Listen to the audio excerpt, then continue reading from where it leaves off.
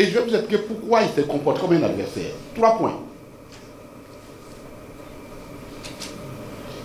Hier, le premier point, il a dit ceci, que la CEI, que le code électoral est la volonté populaire du peuple ivoirien, parce que c'est l'émanation de la volonté du peuple ivoirien. Mais c'est faux. C'est faux. Le code électoral sur lequel nous travaillons a été écrit par une seule personne, le président Ouattara, par ordonnance. Je cite l'ordonnance 2000, l'ordonnance par laquelle il a pris, je cite l'ordonnance 2020-356 du 8 avril 2020. C'est-à-dire l'Assemblée nationale siégeait, elle était là, elle était disponible. C'est par ordonnance qu'il a pris cette décision. Donc c'est la volonté d'une seule personne. Et il a pris cette ordonnance en connaissance de cause. Le jeudi prochain, dans nos tribunes, nous allons revenir en profondeur sur cette question-là, pour que les gens comprennent que cette ordonnance a été prise avec en point de mire le président Laurent Gbagbo. Puisque les conditions qu'il a introduites dans cette ordonnance, notamment les conditions d'éligibilité, il y a des parties de ces conditions qui n'étaient pas prévues dans l'ancien code. Et il a introduit ça sachant la décision du tribunal qui existait. Donc, c'est une ordonnance qui a été prise, institut personnel visant le président Laurent Gbagbo. Ça, il y a voulu dire autre chose. Il dit au monde, devant le monde, que le code électoral sur lequel nous travaillons est la volonté des peuples. Donc, comme s'il revenait de l'Assemblée nationale, n'est pas juste, et le président de la CEI ne peut pas nous dire ça, et après venir nous dire qu'il est crédible devant nous. Ceux qui pensent comment, qui reprennent la lecture, le truc de l'émission de la NCI, et vont voir ce qu'il a dit. Deuxième élément, sur l'application de la Cour africaine des droits de l'homme. On m'a dit que c'est un bon magistrat, c'est ce que les gens me disent. Ceux qui le connaissent me disent que c'est un bon magistrat. Mais le problème, c'est que tu peux être bon, mais quand on te dit une mission impossible, tu deviens incohérent. Il dit ceci, que lui, il ne sait pas laquelle décision il faut appliquer, puisqu'il y a une décision de la Cour, des tribunaux internes, qui a confirmé la décision de la CEI concernant la radiation du président Laurent Gbagbo en 2020, et qu'au terme de la Constitution, au terme du code électoral, cette décision du tribunal est insusceptible de recours. Et qu'on est allé devant la Cour africaine des droits de l'homme, dont lui, il ne sait pas finalement laquelle appliquer. Mais ça, là, c'est honteux pour un magistrat. Je crois qu'il y a des magistrats dans cette salle-là, c'est honteux. Mais c'est justement parce qu'il n'y avait plus de recours interne que la loi donne l'autorisation, le traité de la Cour africaine des droits de l'homme, ratifié par l'État de Côte d'Ivoire, donne pouvoir, l'autorisation à toute personne qui estime que ses droits de l'homme ont été, ses droits en tant que citoyen ont été violés et qu'il n'a plus de recours possible d'aller devant la juridiction. Donc comment un magistrat, comment un président de la CEI peut dire ce genre d'énormité-là et estimer que nous allons continuer de croire en lui? Il n'y a pas d'embarras sur la question. C'est justement parce que tous les recours nous ont été épuisés que nous avons saisi la Cour africaine des droits de l'homme. Et c'est ce que la Cour nous dit. Parce que autrement, notre requête aurait été rejetée. Et il dit, c'est pas quelle Cour appliquer. Mais je vais lui lire l'article 123 de la Constitution de Côte d'Ivoire. Au cas où il ne sait pas, je vais lui lire l'article 123 de la Constitution de la Côte d'Ivoire. L'article 123 de la Constitution de la Côte d'Ivoire dit ceci. Les traités ou accords régulièrement signés et ratifiés dès leur publication ont, dès leur publication, une autorité supérieure à celle des lois, sous réserve pour chaque partie au traité, donc de l'application à son niveau, c'est ce qu'on appelle la réciprocité.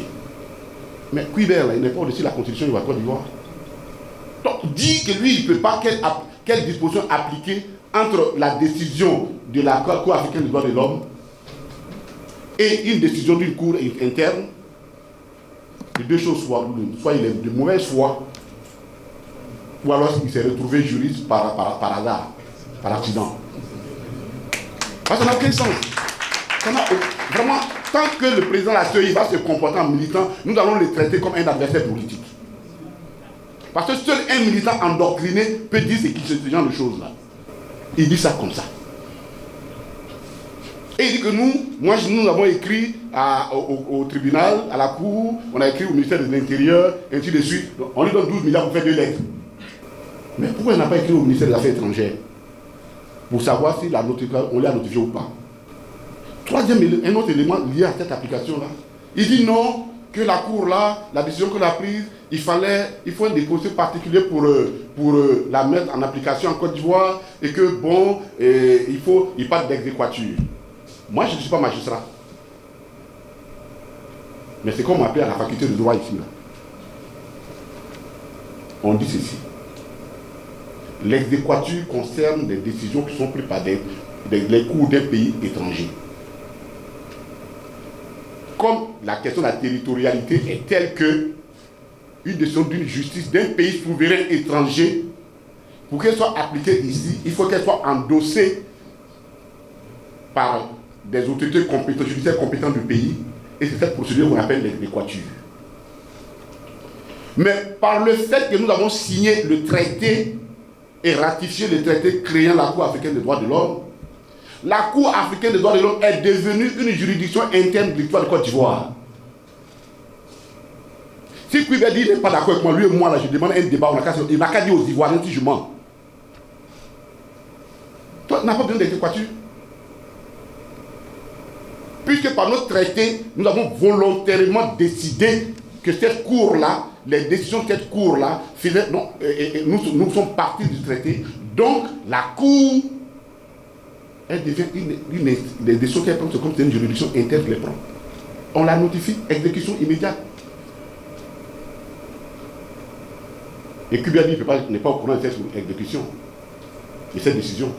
Lui qui a créé une jurisprudence, Djamana Pikas Kone Katina en Côte d'Ivoire. Parce que les gens font des trucs, un matin, ils croient que nous on a oublié. On va lui rappeler la jurisprudence qu'il a créée.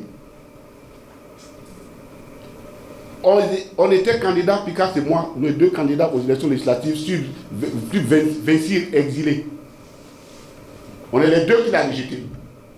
Et l'argument qu'il a, la notoriété publique, qu'il était de notoriété publique, que nous n'étions pas sur le territoire, nous n'étions pas résidents en Côte d'Ivoire. On lui a posé la question, mais et les autres? Il dit non, les autres, ce n'est pas aussi des notoriétés publiques. Nous, là, c'est des notoriétés publiques. On lui dit qu'on sait. Chaque jour, on nous traquait. Évidemment, bon, c'était une autorité publique, on n'était pas là. Et pourtant, nous avons produit des certificats de résidence en bonne et due forme, que nous n'avons pas fraudé. Mais Cuibert a décidé, lui, d'autorité, de ne pas d'aller, qu'il a autorité pour ne pas tenir compte de ces certificats de nationalité, des certificats de résidence. Donc ça veut dire que Cuibert est capable, lui, sur la base des informations qu'il a, de refuser même, de dire, monsieur le ministre, le document que vous m'avez envoyé pour dire que le président Laurent Gbagbo n'est pas là, moi Cuibert là, je sais qu'il y a une Cour africaine des droits de l'homme, puis c'est des notoriétés publiques qui a pris une décision. Des choses, moi Cuibert, je dois le faire. J'aurais compris sa cohérence. Parce que si tu peux t'asseoir une conviction sur une autorité publique, qui en Côte d'Ivoire ne sait pas qu'il y a une Cour africaine des droits de l'homme qui a demandé que le président Laurent Gbagbo soit réintégré? Quand on crée une jurisprudence, il faut la suivre jusqu'au bout. Si tu es capable de remettre en cause des documents administratifs authentiques pour écarter des candidats sur la base d'une autorité publique, mais sur la même base de l'autorité publique, il n'a pas besoin qu'on lui envoie un document. Il sait que la Cour africaine des droits de l'homme existe. Elle a pris une décision. Soyons sérieux dans nos pays. Il faut être sérieux avec nous. On n'est pas des enfants. Nous ne sommes pas vos enfants. On est revenu sur ce cas-là pour montrer les incohérences et pour que quand on dit que c'est une cour politique, une série politique, ils se plaignent, mais c'est leur comportement. Ça, c'est point de chose.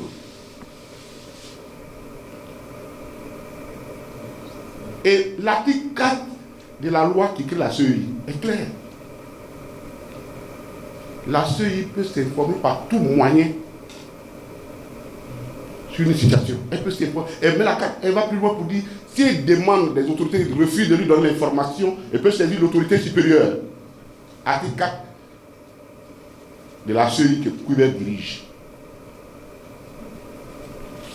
Donc lui, il ne peut pas dire qu'il ne sait pas que la Cour africaine des droits de l'homme existe et qu'il attend que quelqu'un lui signifie ça. Qui va lui signifier? Pourquoi il a choisi d'écrire seulement au ministère des Affaires étrangères, au ministère de l'Intérieur? Il n'a pas été au ministère des Affaires étrangères. Donc on lui a donné 12 milliards pour confession la liste, pour faire 2 listes et puis s'asseoir, 2 lettres.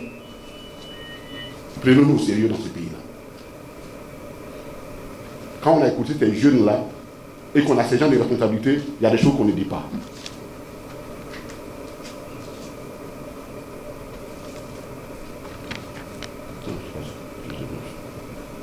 Et le dernier point, il a parlé du cas Soro. Et ça, c'est pathétique. Et je vais dire, pas parce que c'est le cas Soro qui m'intéresse, pas ça qui est le problème, mais pour relever cette incohérence. Que non, Afoussito Bamba qui est sur la liste électorale, et son politique, comment ça s'appelle, Soul qui est sur la liste électorale, et que Soro n'y est pas, parce que les deux auraient fait, on fait, non même pas aurait fait, il dit on fait un recours, donc ça suspend les trucs. Enfin, franchement, il faut nous prendre au sérieux. Qui ne se souvient pas que c'est en février cette année-là que le contentieux, le recours que les Soro avaient fait là a été vidé en février 2023? Qui ne se souvient pas? Et que les trois étaient sur la même liste.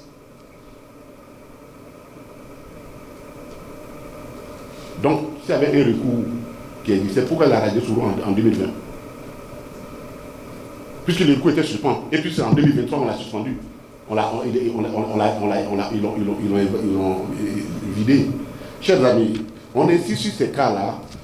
Et le jeudi, nous allons revenir en longueur pour dire pourquoi tout cela a été fait depuis le début, depuis le 10 avril, le 11 avril 2011. Pourquoi tout a été organisé contre une seule personne du président Laurent Gbagbo.